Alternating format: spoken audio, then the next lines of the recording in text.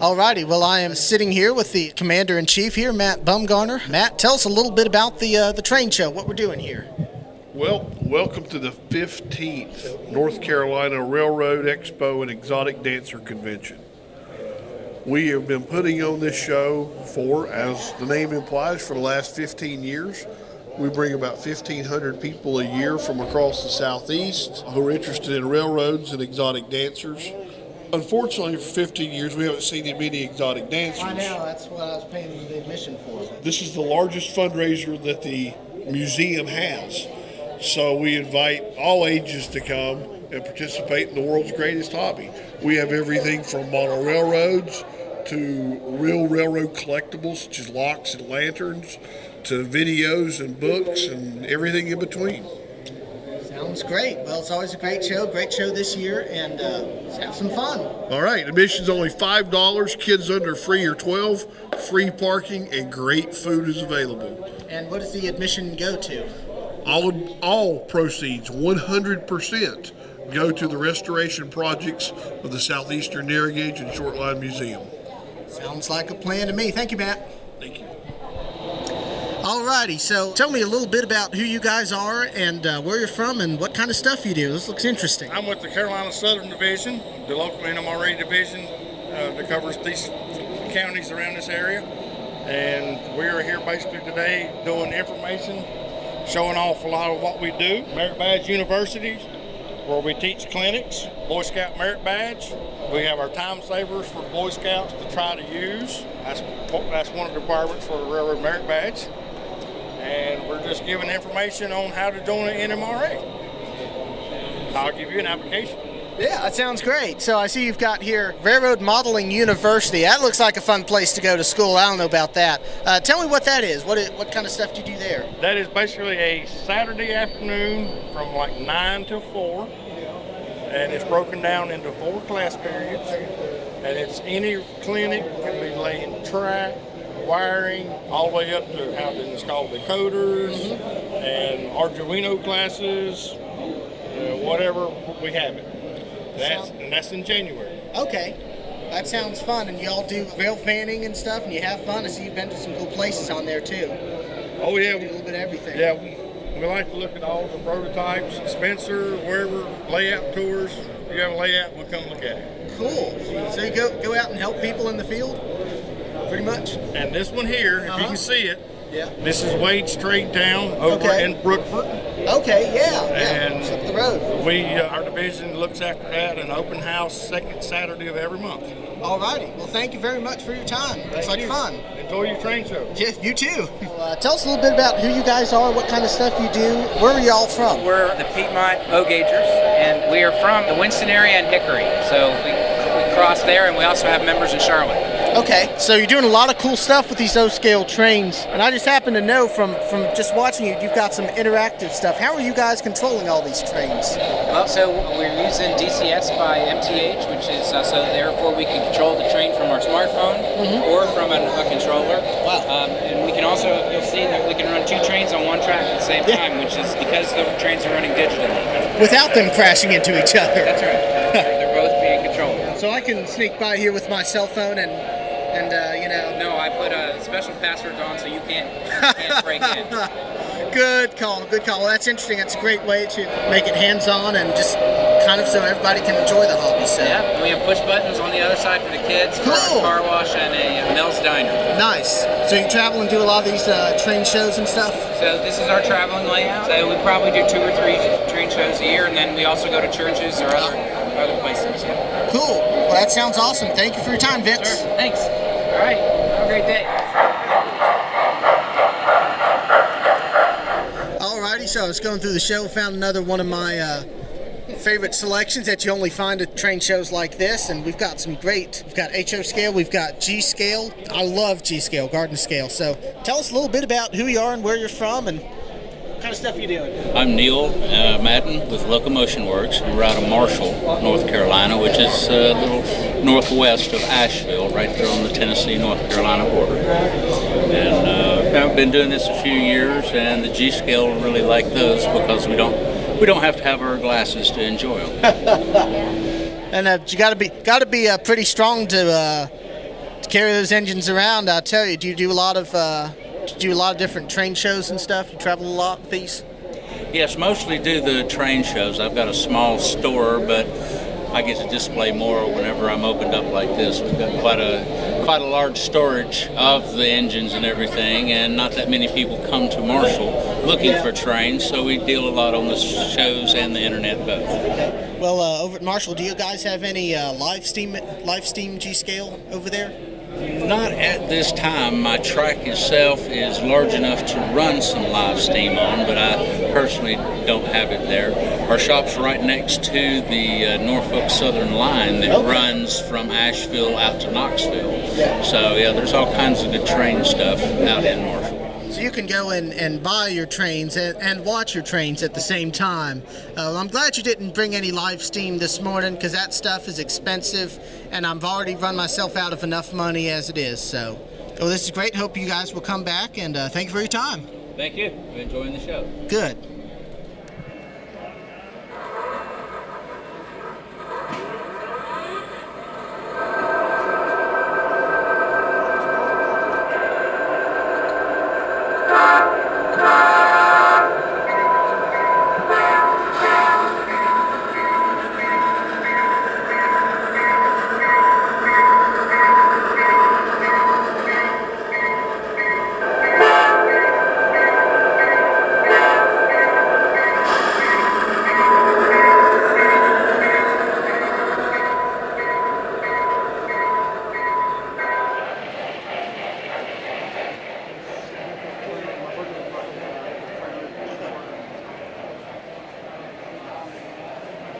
Well, this is one of the more interesting and one of the cooler booths that I've been to. I don't know where to start with you. Tell me a little bit about who you are and where you're from and how you got into all this. Well, I'm Jim, and I'm from Tennessee, and we're here to plug my new CD, Moonglow. Actually, it's gone really well in Seattle, Phoenix, all my shows. I do the larger shows out west, and I show all over the nation and some internationally. Do you have a passion or a hobby for trains, or is this just one of the many things that you paint? Music is my love. The art is just a job. That's what I do. Everything you see on my tables are commissioned. I try to bring the old history of the railroading and everything, try to keep it going for the younger generations. You know, that's what we do. I love just the past, the pictures that you've brought together from the past, and it just really brings it to life. Do you do a lot of art shows? Do you take the paintings to places a lot? Basically, it's all railroad shows. You know, it brings a lot of nostalgia and everything to the people that we sell. That's some great jazz. So somehow you have managed to find a way to bring your business, your work, and your hobby, your love all together and make a living out of it. Is it really that great? I've done well with it. I've been in it for many, many years. Met a lot of people, interesting people. That's what we do. Thank you for your time, and we'll be spreading the word about the music and, of course, the incredible painting. I always tell the coordinators what I do is bring the class and the beauty to the show. That's what we do. That's right. Well, thank you very much, Jim. I appreciate it. Good day.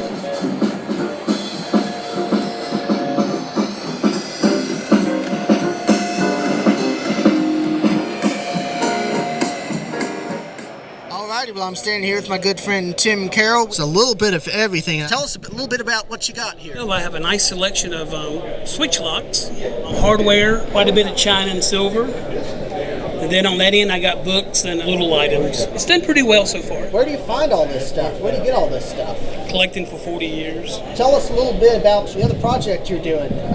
We're trying to restore Caboose 376, but they're doing Caboose 375, and they're a little bit ahead of us, so it's fun to watch and see them come along. What's going on with 375 right now? Well, I've been working on it for about 2 years. Restored all the metal work. We've cut all the rotten spots out, fixed them, and we got it primed. We get ready to put paint on it next week. Hopefully it'll start looking like a Caboose again pretty soon. Well, it looks like a Caboose. It looks like a gray Caboose now. And yeah. Getting the prime knot. I have the old doors here for sale if anybody wants to buy them. Wow. And you got some other parts from it, and then I got the whole frames, everything. Oh my goodness! From when it was a Southern Caboose. Well, Southern actually installed these on the 375. Okay.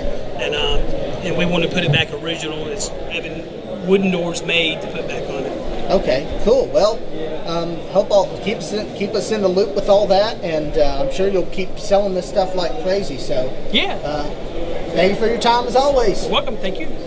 Alrighty, well, I'm sitting here with another good friend of mine, Johnny Graybeal. He's got publications all over this table and a couple of very special models. One's already been sold and has disappeared, but tell me about these special little G-scale engines you've got over here.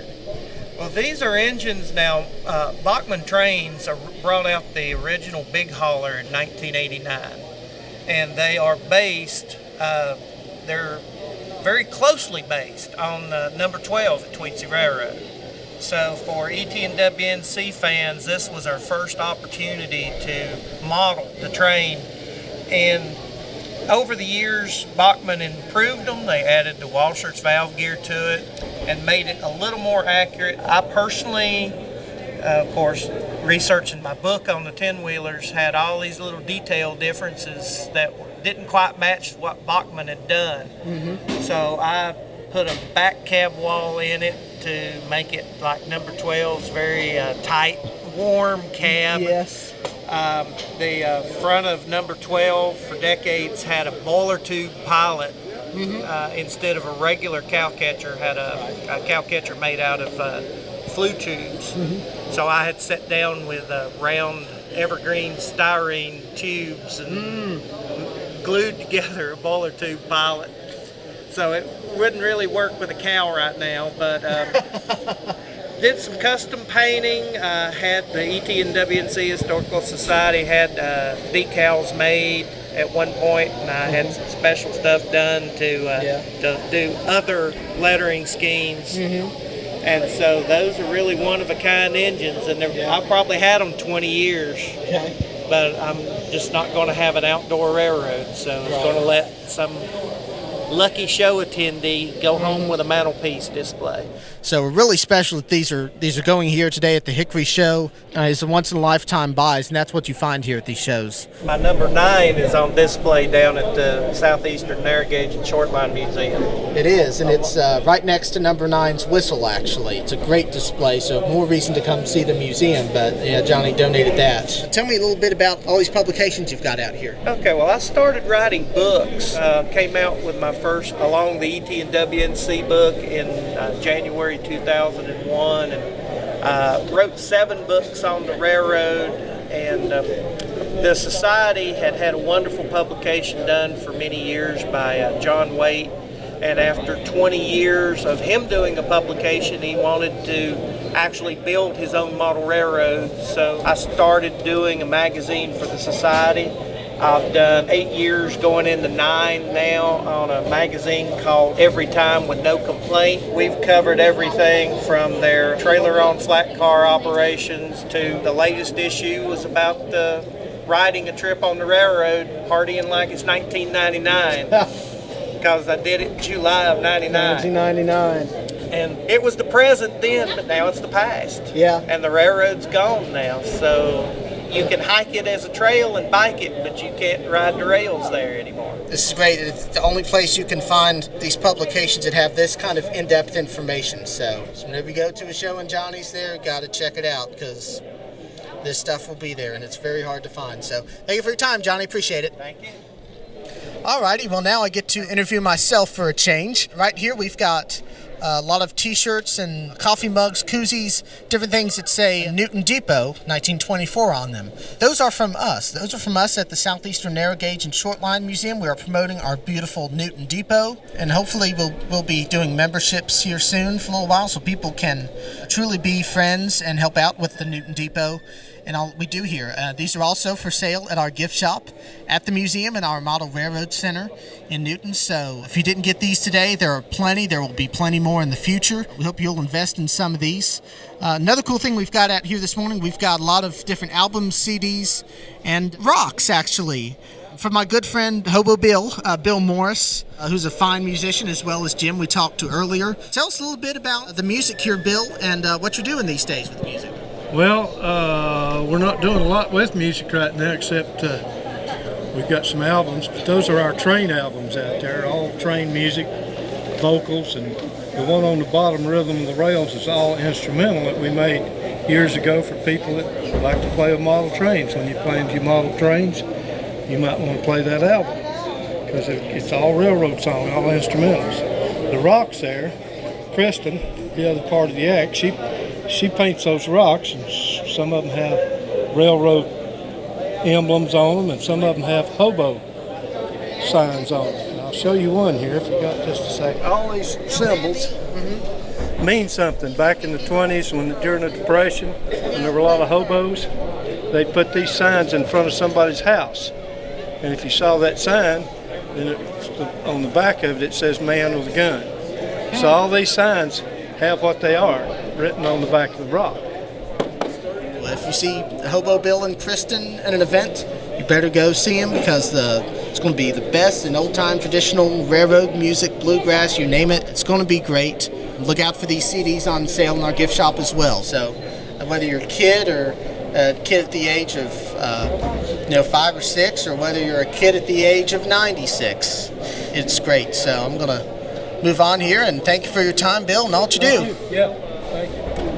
Righty, I'm standing over here now with my good friend Kathy Lefevers. She's got a lot of different posters, publications, kids merchandise, I guess you could say, and a lot of balloons here. Tell me, what is all this all about? I see some balloons that say "See Tracks, Think Train." That sounds like fun to me, but tell me what this is all about. With Operation Lifesaver, we promote rail safety. We are really, at this time of year, working on promoting the no photography on railroad tracks. That is a very important thing. With it being prom season, there are a lot of people that like to get their pictures taken on railroad tracks, and even if it's an abandoned track, never take a photograph on a railroad track, no matter where it is. That's our biggest message right now at this time of year. And so Operation Lifesaver does exactly that. They work to save lives, promote any kind of safety around railroads, where it just be keeping people off the tracks or safety around trains. And you're doing a great job spreading the message out this morning. So tell me what See Tracks, Think Train mean. I think that's a great concept. Tell me a little bit about that. Anytime if you see a train, you really need to pay attention to where the train is and not cross over the railroad tracks. If you see a train and you think you've got time to make it, you probably don't. So just always be extremely cautious and be aware of your surroundings when you're around railroad tracks. It's never worth the risk. Thank you for your time. Appreciate it. And what is your position for Operation Lifesaver? Because I've seen you do this a few places. I'm just an Operation Lifesaver authorized volunteer. You do have to go through a formal training program to be an Operation Lifesaver authorized volunteer. So if you'd like to hear a good presentation on railroad safety and learn a little bit about how railroads work and how we can make the country and the world safer around railroads, this is the lady to talk to. So it's Catherine. Thank you very much. Thank you, James. Appreciate it. Alrighty, I'm standing here by a ginormous O-scale layout. Everybody loves seeing this every year. We even got this really cool bridge. I think I see a couple of vagrants up there at the top hanging on there. It's a huge draw every year. Love seeing this thing. Tell us a little bit about who you guys are and what you do. We're Western North Carolina Model Railroaders from Asheville. We've had this layout for about 10 years. We had another one. This is a new one. And we take it out about 8 to 10 times a year for different shows and events all over the state. We pack it up in a trailer, and it comes out with 16 by 45. Here we go. And we enjoy it as much as the kids do. Good. So how do you move this thing from show to show every year? Each one of these sections, if you'll look down through there, is 2 feet by 4 feet. And we have shelves just like a baker uses for their trays for loaves of bread. And we just stack them in these units and put them in our trailer. Well, there you go. So where else can we find you guys? What other shows do you show up at? Well, of course, our own show over at the Ag Center in Asheville the first weekend in March, and we will be in Johnson City at the show up there the first weekend in June. Be down in Saluda for Railroad Days down there in September. How long have you guys been doing this show? I believe ever since Matt started, but I'm not positive about that. I wasn't there, so I'd have to take your word for it. But it's a huge draw, and everybody loves seeing this every year. So I thank you guys, and we hope you keep coming back. Well, we intend on it as long as we're able. There we go. We enjoy it as much as y'all do. Good. Well, thank you. I appreciate it. Okay, take care. You too.